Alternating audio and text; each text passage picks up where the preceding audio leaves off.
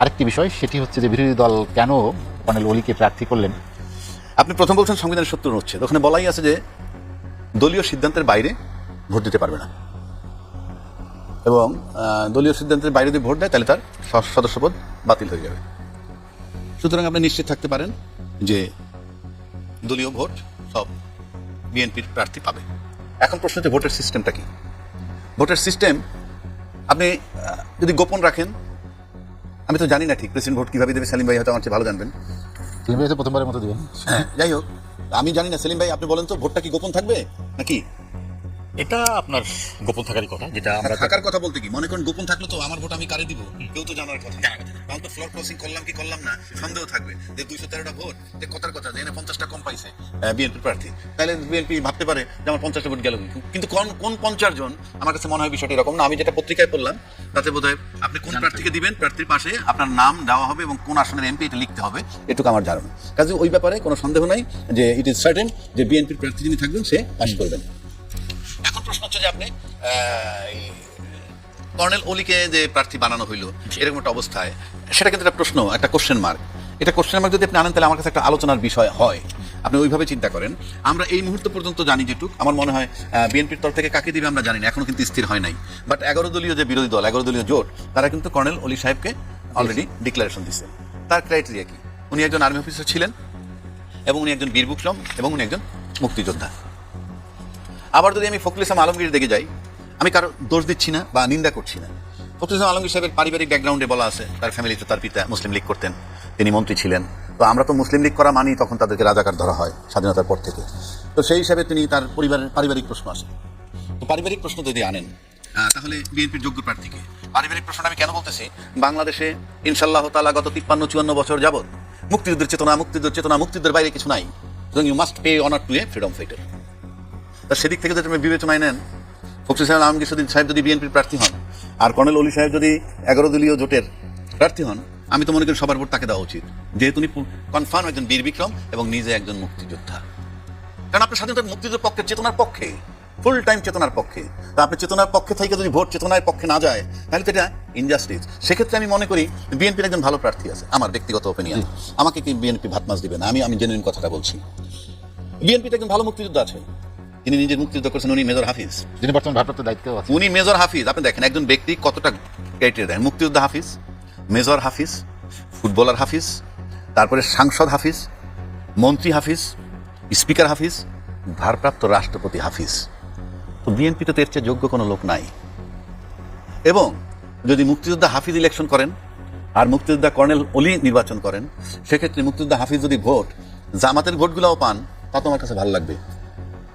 কিন্তু যদি মুক্তিযোদ্ধা কর্নেল ওলি ইলেকশনে দাঁড়ান আর বিএনপির তরফ থেকে আরেকজন এমনভাবে দাঁড়ান যার মুক্তিযোদ্ধা হিসেবে তার পরিচয় নাই, যার পারিবারিক ব্যাকগ্রাউন্ড নিয়ে বিতর্ক আছে, সে যদি পাশ করে, তখন মুক্তিযোদ্ধার চেতনা নিয়ে কথা বলা তাদের জন্য নিশ্চয় হওয়া উচিত, আমি মনে করি।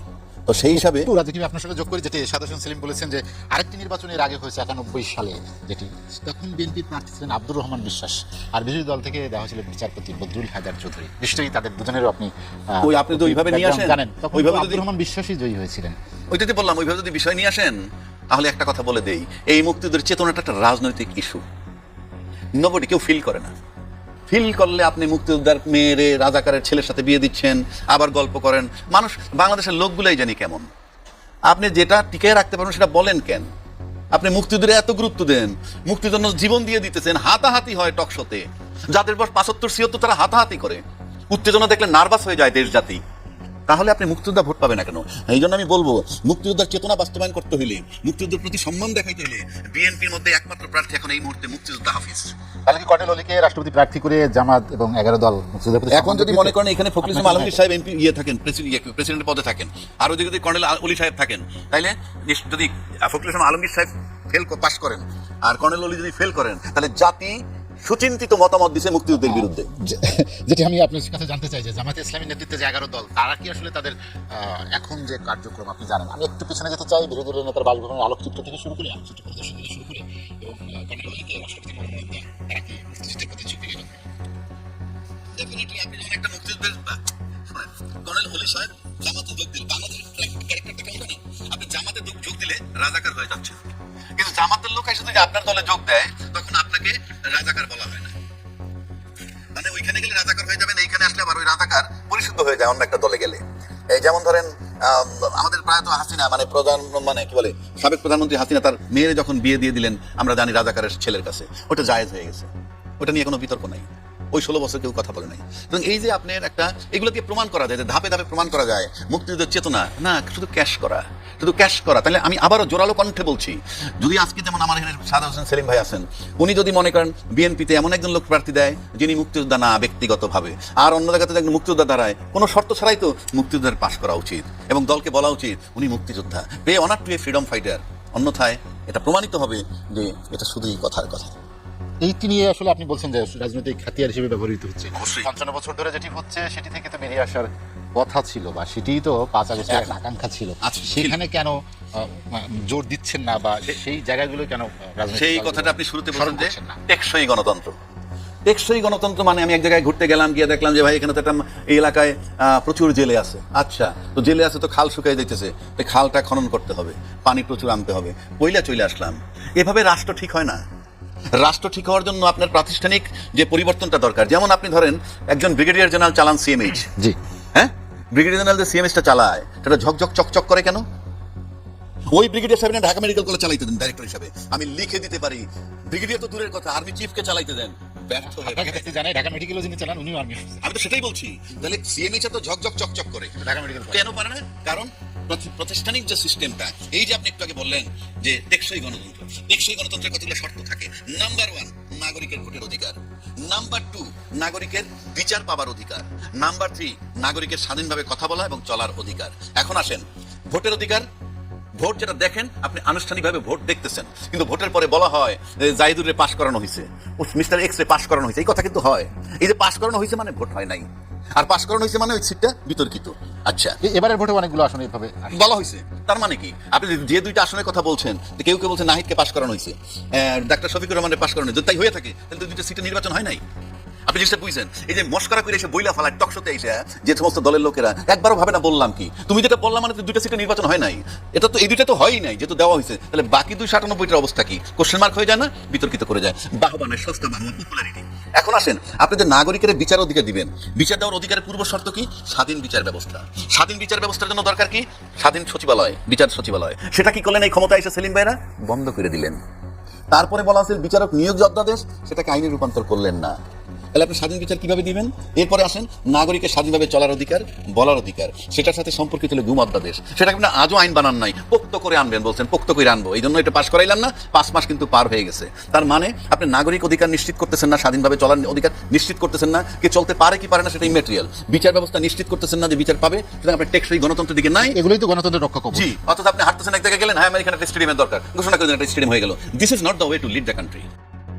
সেলিম ভাই, যেটি নিয়ে আলোচনা করছিলাম, রাজাকি ভাই বলছিলেন যে বাংলাদেশ জামাত ইসলামী নেতৃত্বাধীন যে 11 দলীয় জোটের কথা আছে, সেখানে একজন বীর মুক্তিযোদ্ধাকে রাষ্ট্রপতি পদপ্রার্থী করা হয়েছে। আপনি জানেন যে বিরোধী দলীয় নেতার বাসায় যে আলোকচিত্র প্রদর্শনী, সেখানেও 7 মার্চের ভাষণের একটা আলোকচিত্র ছিল।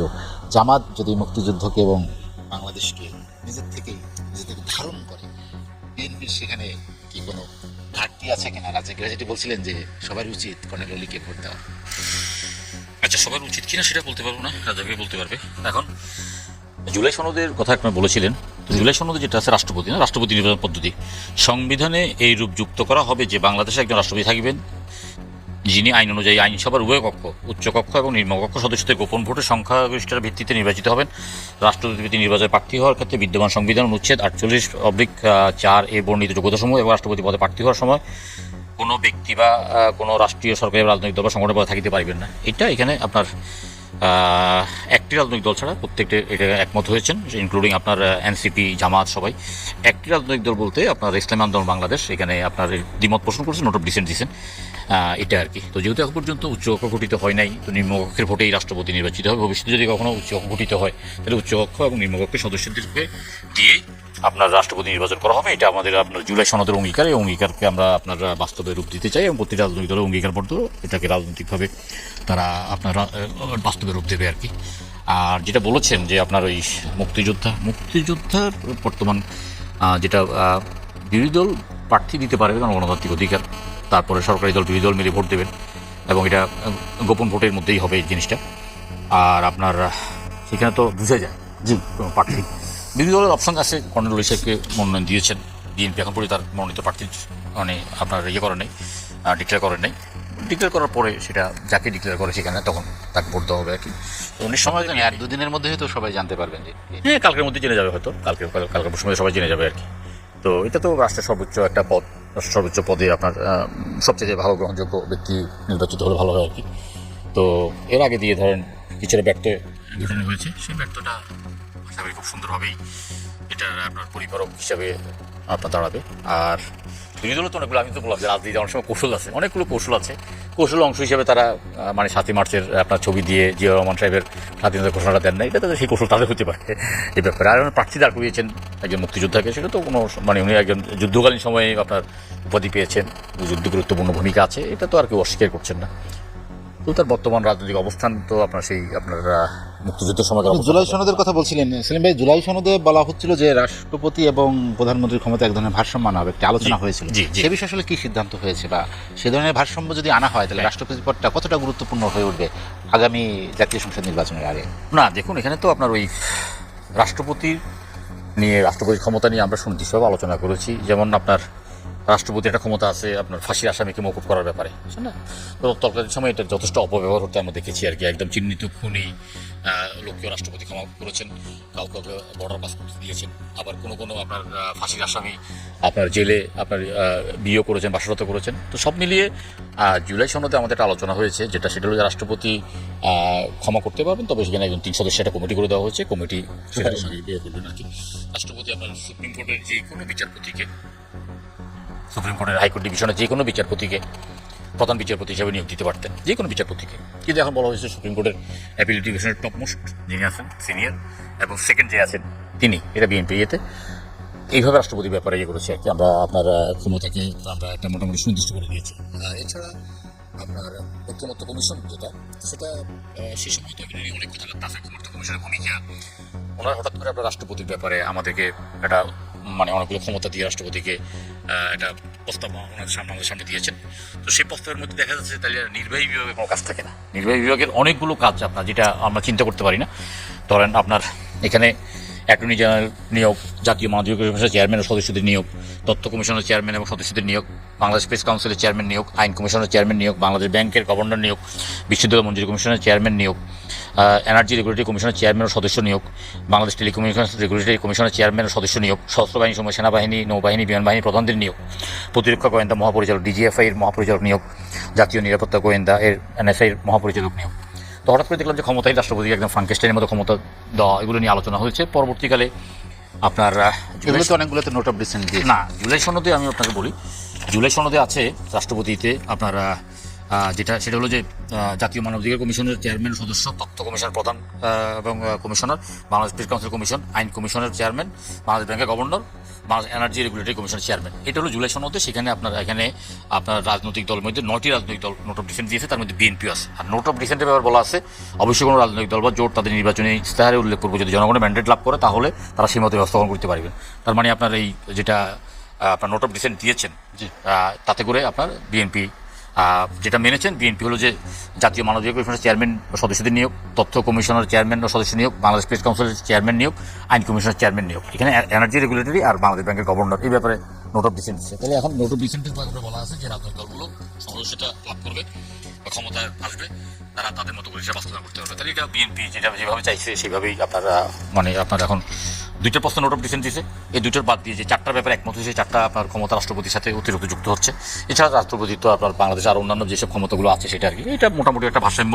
এর আগে তো রাষ্ট্রপতি কোনো ক্ষমতাই ছিল না। আমরা জুলাই সনদের ভিত্তিতে রাষ্ট্রপতিকে বেশ কিছু নিয়োগের ক্ষমতা দেওয়া হয়েছে। আর রাষ্ট্রপ্রধান রাষ্ট্র সংসদীয় গণতন্ত্রে রাষ্ট্রপতির ক্ষমতা সব জায়গায় একটু মানে আপনার এটা বাকশাল আমল বা আওয়ামী লীগ আমলে যেটা সংবিধান ছিল, প্রথমে আপনার সংসদীয় পদ্ধতিতে রাষ্ট্রপতি না প্রধানমন্ত্রী শাসিত সরকারের মধ্যে যখন সমস্ত ক্ষমতা প্রধানমন্ত্রী, আবার যখন বাকশাল করেছে তখন সমস্ত ক্ষমতা রাষ্ট্রপতি।